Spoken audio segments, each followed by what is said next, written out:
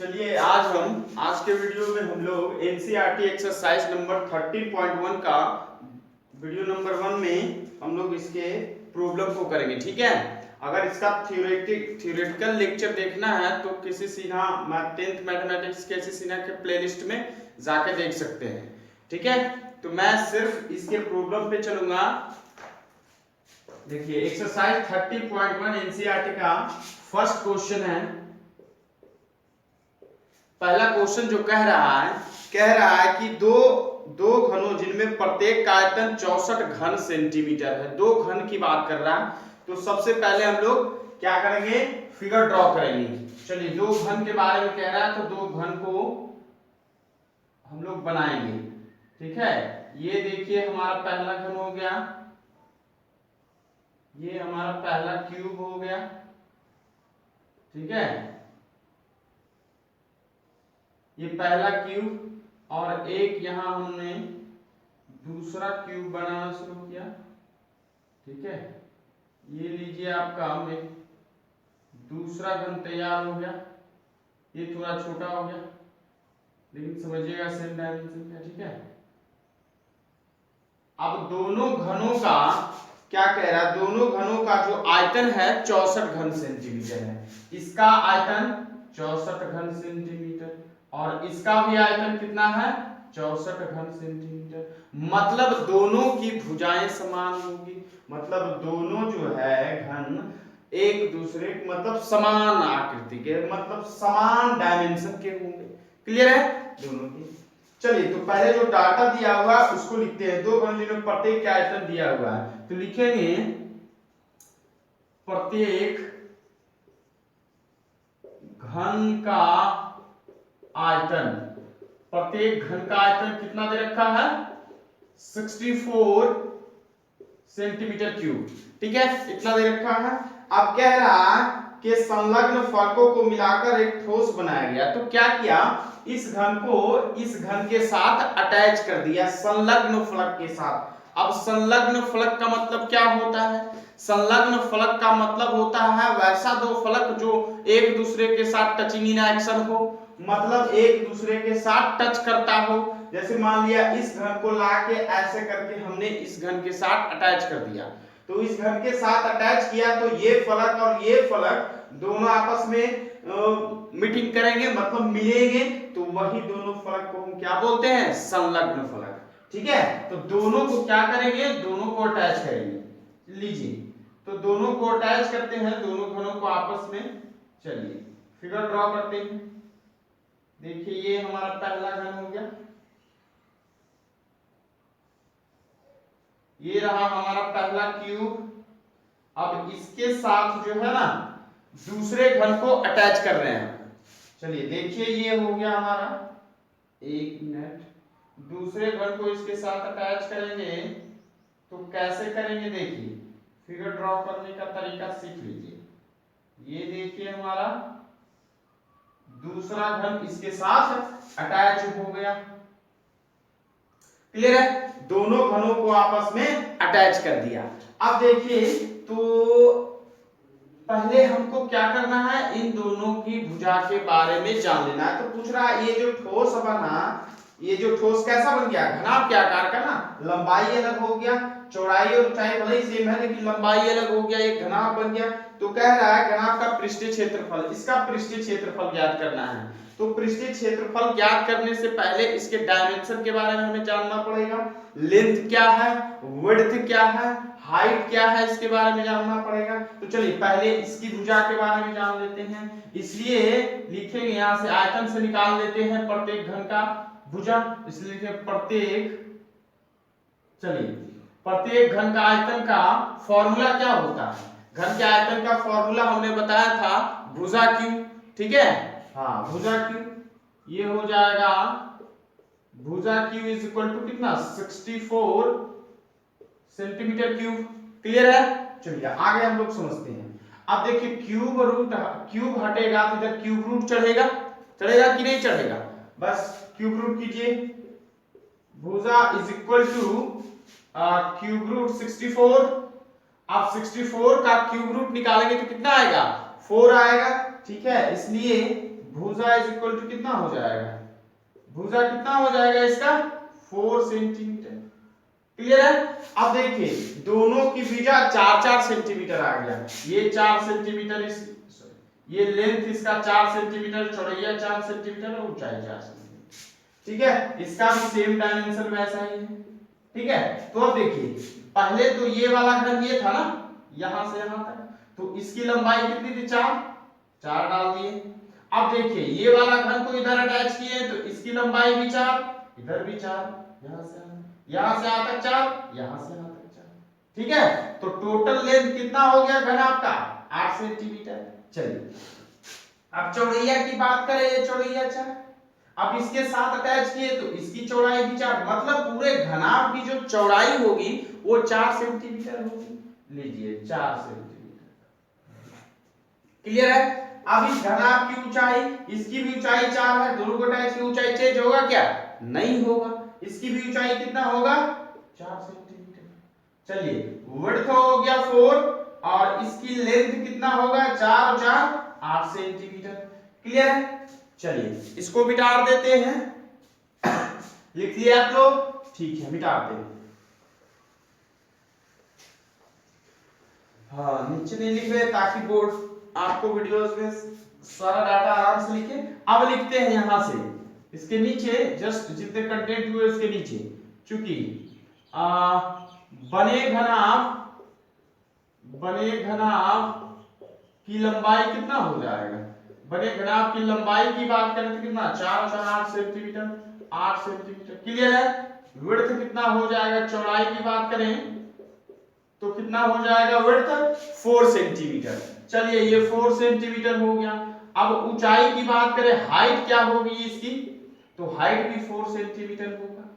अब देखिए कह रहा है घनाभ का पृष्ठीय क्षेत्रफल की बात कर रहा है, तो पृष्ठीय क्षेत्रफल निकालना आसान, फॉर्मूला पुट कीजिए और वैल्यू रखिए आ जाएगा। ठीक है, तो कह रहा है इससे प्राप्त घनाभ का पृष्ठीय क्षेत्रफल निकालें, तो लिखिए इसलिए घनाभ का पृष्ठ क्षेत्रफल इज इक्वल टू क्या हो जाएगा, इसकी फॉर्मूला बताए हैं। ठीक है, इसके थ्योरेटिकल लेक्चर देखना चाहते हैं, फॉर्मूला का प्रूवल वगैरह कैसे कहां से किधर से आया, तो 10th केसी सिन्हा मैथमेटिक्स के प्लेलिस्ट में जाके देख सकते हैं, मैंने प्लेलिस्ट बना रखा है। ठीक है, एनसीईआरटी का एक अलग प्लेलिस्ट है। चलिए घनाभ का पृष्ठ क्षेत्रफल क्या हो जाएगा 2 इंटू लंबाई गुना चौड़ाई प्लस चौड़ाई गुना ऊंचाई प्लस लंबाई गुना ऊंचाई। चलिए 2 इंटू ए की वैल्यू दे रखा 8 into 4 plus 4 into 4 plus 8 into 4। Clear है। चलिए 2 इंटू 8 4 जा 32, 4 4 जा 16, 8 4 जा 32। चलिए 2 32 32 64 64 और 16 कितना हो जाएगा 80, 6 2 8 2 10 के 0 हाथ मेरा 1 3 6 7 8। चलिए 8 गुना 16 160 सेंटीमीटर क्या हो जाएगा क्षेत्रफल है ना, तो स्क्वायर हो जाएगा। कितना नहीं दिया, चलिए इतना ही होना चाहिए 160 सेंटीमीटर। चलिए आंसर हमारा बिल्कुल करेक्ट है, इसमें कोई शक नहीं है, कंसेप्ट के थ्रू बनाइए, आंसर तो आना ही है। ठीक है, क्लियर है, इसको मिटा दे। चलिए ये हो गया हमारा क्वेश्चन नंबर 1, मिटा दे।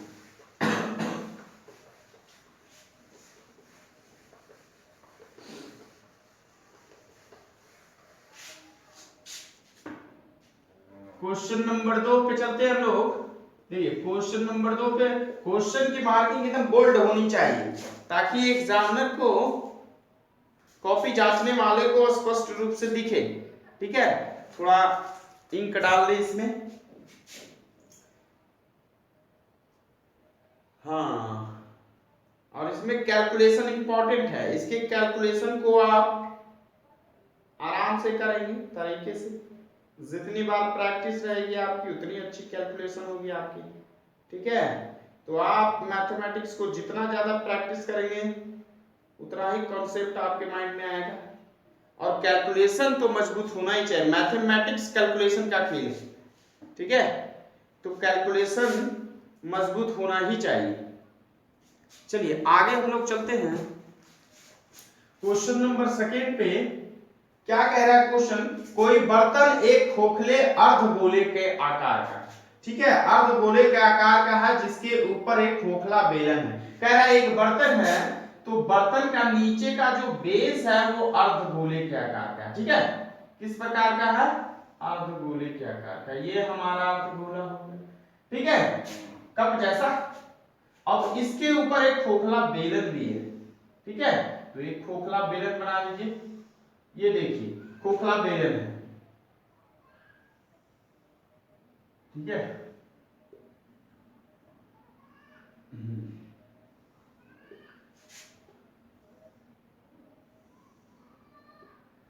चलिए खोखला बेलन है, अब जो डायमेंशन दिया लिखेंगे, जिसके ऊपर खोखला बेलन अर्धगोले का व्यास 14 सेंटीमीटर। इस अर्धगोले का जो व्यास दे रखा है, देखिए व्यास यही होगा ना, व्यास डायमीटर डी दे रखा है 14 सेंटीमीटर, ठीक है। इसका जो डायमेंशन दे रखा है 14 सेंटीमीटर, क्लियर है। फिर आगे कह रहा है इस बर्तन की कुल ऊंचाई 13 सेंटीमीटर, इस बर्तन की यहां से यहां तक की ऊंचाई कितना है, 13 सेंटीमीटर, क्लियर है। चलिए आगे कह रहा है इस बर्तन का आंतरिक पृष्ठ क्षेत्रफल, अंदर के पृष्ठ क्षेत्रफल के बारे में हमको बताना है। अब देखिए डायमीटर 14 सेंटीमीटर हो गया, तो इसकी त्रिज्या कितनी हो जाएगी, पहले जो जो लिखा हुआ लिखेंगे, चूंकि बर्तन जो जो डाटा दिया है उसको पहले लिखेंगे। प्रॉब्लम बनाने का सबसे अच्छा तरीका है पहले जो डाटा दिया हुआ उसको लिखेंगे, फिगर ड्रॉ करेंगे, हाँ ज्यादा समझ में आएगा। बर्तन के अर्धगोले अर्धगोले अर्धगोले भाग अर्धगोले भाग का व्यास कितना दे रखा है, व्यास दे रखा है 14 सेंटीमीटर, ठीक है। डी की वैल्यू दे रखा है, इसलिए उसकी त्रिज्या क्या हो जाएगी, त्रिज्या उसकी हो जाएगी, त्रिज्या आर की वैल्यू कितना हो जाएगा, d/2 होता है ना, व्यास का आधा होता है, 14/2 7 सेंटीमीटर, क्लियर है। अरे भाई तो जो व्यास अर्धगोले भाग का होगा वही व्यास इस बेलन का भी होगा कि नहीं, दोनों से बेलन का जो व्यास है, बेलन का जो क्रॉस सेक्शन जो आधार है हमारा, वो इस अर्धगोले का राउंड वाला भाग है, तो जो त्रिज्या इसका होगा वही त्रिज्या इसका होगा, ठीक है। इसलिए लिखेंगे बेलनाकार भाग की त्रिज्या, बेलनाकार भाग की त्रिज्या 7 सेंटीमीटर, दोनों का सेम ही होगा ना। चलिए अब बात आई आंतरिक पृष्ठ क्षेत्रफल की, बात कर रहा था इसकी ऊंचाई रहता तो काम होता। अब देखिए इसकी ऊंचाई निकालना है तो कैसे निकालेंगे, अरे भाई अर्धगोले की त्रिज्या यहाँ 7 सेंटीमीटर, r बराबर 7 सेंटीमीटर है ना, तो जहां भी निकालेंगे, यहां भी निकालेंगे 7 सेंटीमीटर, तो यहां भी निकालेंगे तो त्रिज्या कितना होगा, त्रिज्या तो समान होगा सभी जगह, तो त्रिज्या यहाँ कितना 7 सेंटीमीटर, मतलब यहां से यहां तक 7 सेंटीमीटर, क्लियर है। तो यहां से यहां तक नहीं निकल जाएगा, इस पूरे ऊंचाई में से इसको घटा देंगे तो ये वाला निकल जाएगा, मतलब बेलन की ऊंचाई निकल जाएगी। चलिए ठीक है वही करते हैं, इसलिए बेलनाकार भाग की ऊंचाई कितना हो जाएगा, 13 - 7 = 6 सेंटीमीटर, क्लियर है, 6 सेंटीमीटर हो गया। बेलनाकार भाग ज्यादा बड़ा हो गया, ठीक है। फिगर समझिएगा, फिगर को ड्रॉ किए हैं वो अपने अनुसार से छोटा कर लीजिएगा, ठीक है, 6 सेंटीमीटर। तो कह रहा है इसके आंतरिक पृष्ठ का क्षेत्रफल निकालना ना, आंतरिक पृष्ठीय क्षेत्रफल निकालना, तो देखिए लिखेंगे इसलिए आंतरिक पृष्ठ क्षेत्रफल, इधर थोड़ा कर लीजिएगा, बर्तन का आंतरिक पृष्ठ क्षेत्रफल। अच्छा आंतरिक पृष्ठ क्षेत्रफल कैसे निकालेंगे, देखिए यहाँ स्टूडेंट क्या गलती करते हैं कि अर्धगोले का पृष्ठ क्षेत्रफल जानता है 3πr² लगा देता है, ठीक है ना, लेकिन नहीं ये इसके पूरे क्योंकि सिर्फ इस भाग का क्षेत्रफल हमको चाहिए, अंदर वाले इसी भाग का क्षेत्रफल चाहिए, और फिर इस राउंड वाले भाग का क्षेत्रफल चाहिए। तो ठीक है, तो पहले क्या करेंगे, इसके आंतरिक अर्धगोले के आंतरिक पृष्ठ क्षेत्रफल में बेलन का आंतरिक पृष्ठ क्षेत्रफल को ऐड कर देंगे, जोड़ देंगे, वही तो पूरा का पूरा बर्तन का आया। ठीक है, तो पहले इसका निकालते हैं आंतरिक अर्धगोले का। तो पूरे गोले का होता है 4 पाई आर स्क्वायर, तो अर्धगोले का कितना होगा 4 पाई आर स्क्वायर बाई 2 प्लस अब बेलनाकार के पृष्ठ वक्र पृष्ठ का क्षेत्रफल कितना हो जाएगा, हाँ कितना होता है आधार के परिधि में 2 पाई आर और इनटू h। चलिए इसका नाम दे दीजिए h1 नाम दे दीजिए, क्योंकि बर्तन के पूरी ऊंचाई को h नाम दे रखे हैं, तो इसको h1 नाम दे दीजिए। तो 2 pi R into h1, clear है, ये हो गया खोखले बेलन का। चलिए अब लगाते हैं 2 दूना 4, 2 pi R square plus 2 pi R into h1, clear है। चलिए 2 कॉमन हो जाएगा, पाई कॉमन हो रहा है, r कॉमन हो रहा है, इसमें कितना बच जाएगा सिर्फ r ना, 2 निकल गया, पाई निकल गया, एक r निकल गया, r ही बचा, प्लस 2 निकल गया, पाई निकल गया, r निकल गया, h1 बचा। देखिए कैलकुलेशन ऐसे करेंगे आराम से, लेकिन वैल्यू यहीं रख देंगे, गुना भाग कीजिए, वैसा कुछ नहीं, आराम से तरीके से करेंगे ताकि कैलकुलेशन आसानी हो। मेंसुरेशन में कैलकुलेशन आपका बहुत इंपॉर्टेंस रखेगा, ठीक है, इसलिए कैलकुलेशन तरीके से करेंगे। 2 अब पाई की वैल्यू दे रखा है क्या, अब नहीं दिया है तो 22/7 रखेंगे, नहीं दिया है, चलिए तो पाई की वैल्यू रख देंगे 22/7 इनटू r की वैल्यू 7 है, r की वैल्यू 7 है और h1 6 है। चलिए थोड़ा कैलकुलेशन ऊपर किया जाए, दिखेगा नहीं आपको, इतना लिख लिए ना, तो ऊपर करते हैं कैलकुलेशन, मिटा ले, चलिए लिख लीजिएगा।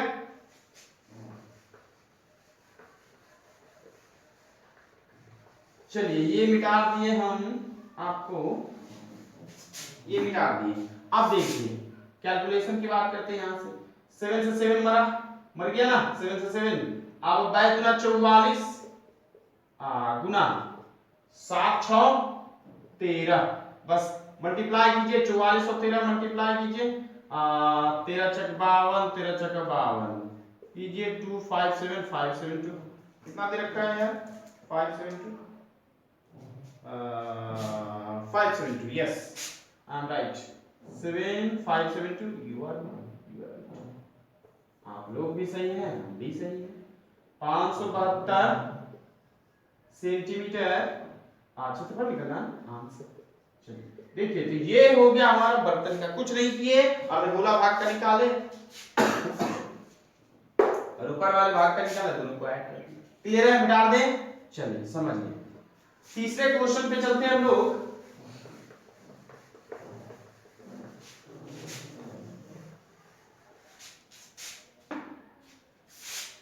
क्वेश्चन नंबर 3, ठीक है, हाँ क्वेश्चन का मार्किंग गोल तरीके से करेंगे, ठीक है, हाँ चलिए तीसरा कह रहा है एक खिलौना त्रिज्या 3.5 सेंटीमीटर वाले एक शंकु के आकार का है, शंकु जो उसी त्रिज्या वाले एक अर्धगोले पर अध्यारोपित है। एक खिलौना है जो कि एक शंकु के आकार का है, ठीक है, एक शंकु के आकार का है, ठीक है, एक शंकु ऐसा ही होता है, थ्योरेटिकल लेक्चर में बता चुके हैं।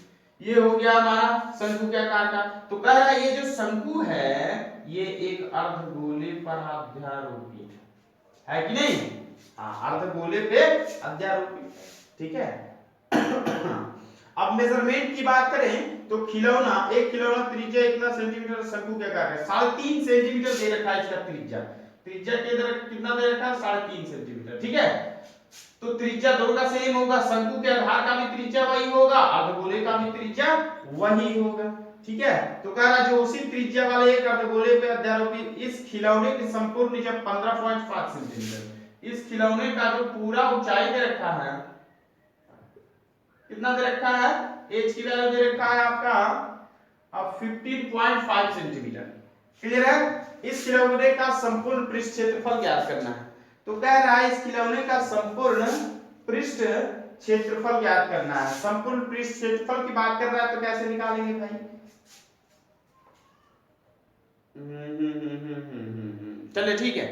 हाँ तो देखिए पहले क्या करेंगे, माइंड लगाना कि निकालेंगे कैसे, दिमाग ये लगाना है कि पृष्ठ क्षेत्रफल की खोज रहा है तो कैसे निकालेंगे। तो पहले क्या माइंड लगाएंगे कि इसका पृष्ठ क्षेत्रफल में इसका पृष्ठ क्षेत्रफल निकाल लेंगे और ऊपर वाले भाग का पृष्ठ क्षेत्रफल निकालेंगे, दोनों को ऐड कर देंगे। क्लियर है, प्रॉब्लम हमारा सॉल्यूशन। अब कैसे निकालना है उस मेथड पे चलेंगे। पहले माइंड लगाइए कि जो खोज रहा है वो कैसे आएगा। इसके पृष्ठ क्षेत्रफल में ऊपर वाले भाग का पृष्ठ क्षेत्रफल मतलब अर्धगोले वाले पृष्ठ क्षेत्रफल, शंकु का पृष्ठफल, दोनों को जोड़ देंगे, ऐड कर देंगे तो क्लियर है, आ जाएगा, इसमें कोई डाउट ही नहीं है। चलिए तो निकालते हैं। दे रखा है, लिखेंगे चूंकि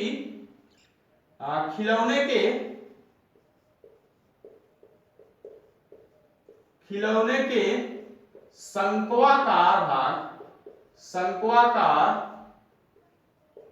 भाग के आधार की त्रिज्या कितना देखा, आर की वैल्यू कितना देखा, 3.5 सेंटीमीटर, 3.5 सेंटीमीटर। ठीक है, अब बात आई कि इसकी ऊंचाई कितनी होगी।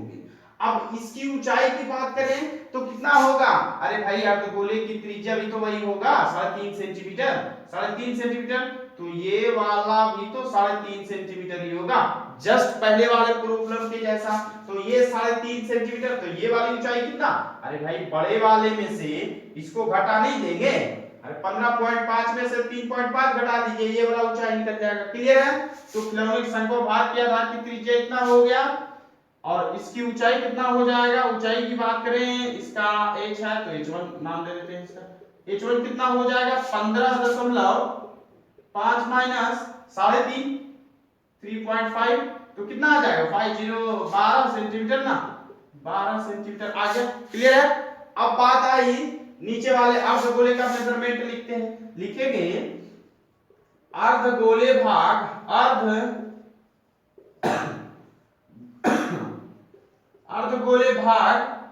की त्रिज्या वही आर, दोनों सेम है ना इसलिए नाम आर होगा, 3.5 सेंटीमीटर। अब पूछ रहा है इसका संपूर्ण पृष्ठ क्षेत्रफल का बताइए। संपूर्ण पृष्ठ क्षेत्रफल इसका क्या होगा, लिखेंगे इसलिए खिलौने का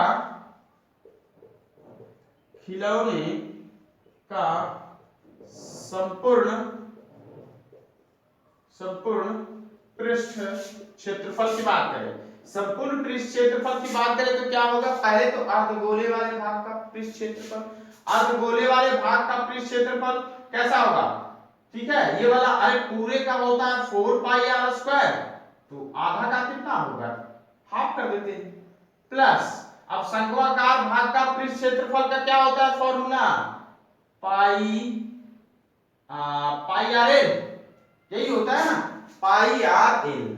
अरे भाई तो एल की वैल्यू निकालना है, एल निकाल सकते हैं क्या, या निकाल देते हैं एल बराबर फॉर्मूला त्रियक लंबाई, ये एल हो गया ना, त्रियक लंबाई, ये त्रियक लंबाई कैसे निकलेगा, अरे देखो ये समकोण त्रिभुज हुआ ना भाई, ये h हो गया, इसकी वैल्यू पता है, r की वैल्यू पता है, मतलब लंब पता है, आधार पता है, तो कर्व निकालना, कर्व बराबर रूट अंडर ये हो जाएगा लंब का स्क्वायर, मतलब लंब ये कितना है 12 ना, 12 का स्क्वायर प्लस, अब देखिए आधार कितना है 3.5 है ना, 3.5 ही है, 3.5 का स्क्वायर। चलिए इसको कीजिए, कैलकुलेट कीजिए तो 144 अब प्लस 35/10, क्या बात है, ये भी अच्छा खासा मात्रा लगा दिया, लेंथ कैलकुलेशन आ गया भाई। चलिए कीजिए, कैलकुलेशन आ गया तो डरना नहीं है, करना है। हाँ चलिए 144 प्लस 35 का स्क्वायर कितना होगा, 35 कीजिए, 5 × 25 के 5 हाथ में 15 2 17 हो गया, 3 × 15 5 हाथ में 3 × 9 10, 5 हो गया, 7 5 12 2 हाथ में 1 1 2 हो गया 1, 1225, ये हो गया 1225 बाई, अब यहाँ है ना 100 हो जाएगा, इसका 10 का स्क्वायर 100 हो गया। चलिए रूट अंडर अब 100 आ गया, कीजिए इसको 14400 प्लस 1225, क्लियर है। चलिए इसको जोड़ेंगे तो 5 हो जाएगा, 2 हो जाएगा, 4 2 6 हो जाएगा, 4 1 5 होगा, 1 15 625 हो गया। इतना हो गया। अब देखिए 100 का होता है 10,000 15,625 है ना, 100 का होता है तब 105 का देखते हैं निकाल के आता है कितना, इसका वर्गमूल निकालना है। वर्गमूल की बात 105 का देखते हैं तो 5 25 हो गया, 5 हो गया, 0 0 0 हो गया, 1 मरती 105।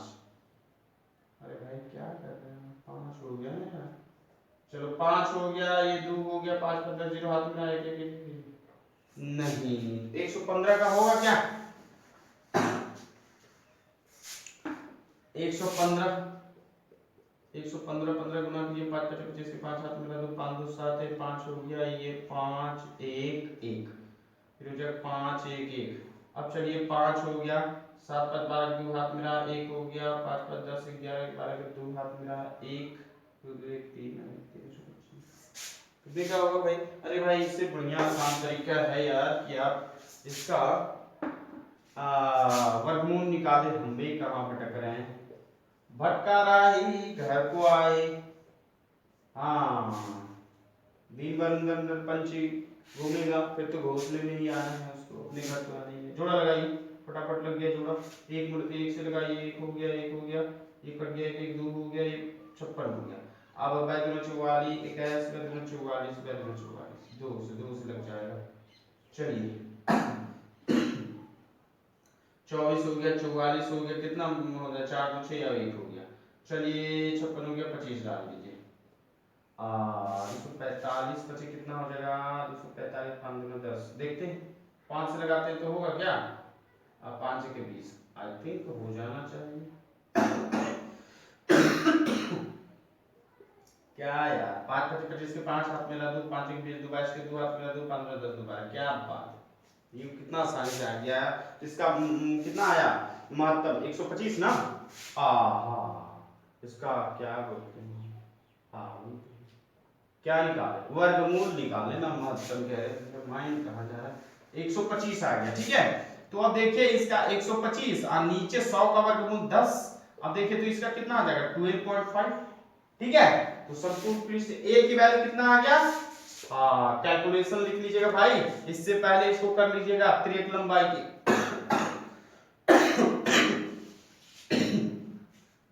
ठीक है इतना हो गया।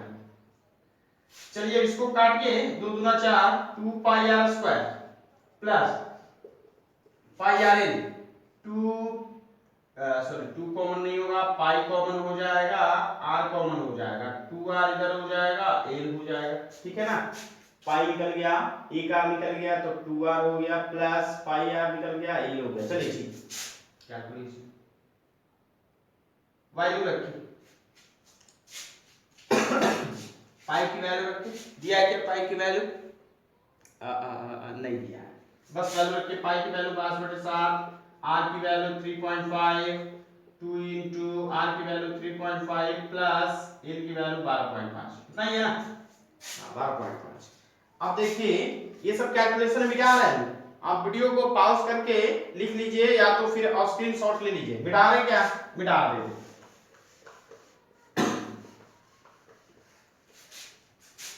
वीडियो में अच्छा दिखना चाहिए, नहीं तो फिर आप कहेंगे सर ये नहीं दिखता वो नहीं दिखता, आप जैसे तैसे वीडियो बना देते हैं, ठीक है।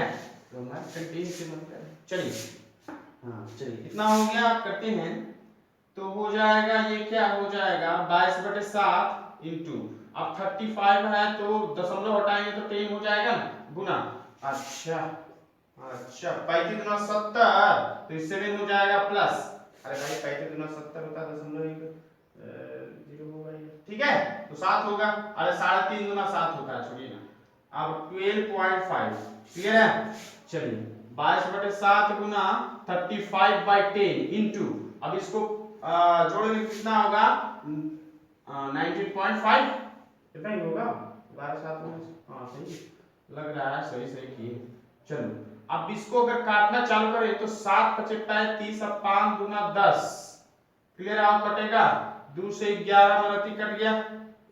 चलिए 195 11 195 195 5 हो गया, 9 5 14 4 हाथ मेरा, 1 9 10 11 के 1 हाथ मेरा, 1 1 2 21 21 45/10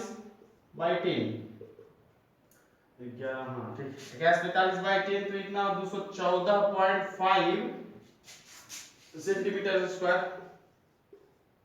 अब पृष्ठ क्षेत्रफल की बात था ना, कितना ही देखते हैं आंसर क्या देता है। आंसर देना ही चाहिए, देगा का नहीं देगा, गलत कहा देगा, सही देना चाहिए आंसर। आंसर तो सही देगा, देगा का ही। हाँ क्या गया भाई, संतुष्टि के लिए मिला लेते हैं, ठीक है। 214.5 सेंटीमीटर स्क्वायर, ठीक है। तो आज की वीडियो में बस 3 क्वेश्चन, दो तीन क्वेश्चन करके हम वीडियो अपलोड करते हैं, ठीक है। चलिए, तो आज के वीडियो में हमने एनसीईआरटी का 13.1 एक्सरसाइज का 3 क्वेश्चन किया। अगले वीडियो में 3-4 क्वेश्चन करेंगे, ठीक है। इसी प्रकार से आपको वीडियो अपलोड करेंगे, ठीक है। आप लोग घर पे पढ़ाई करते रहें, ठीक है। Thank you.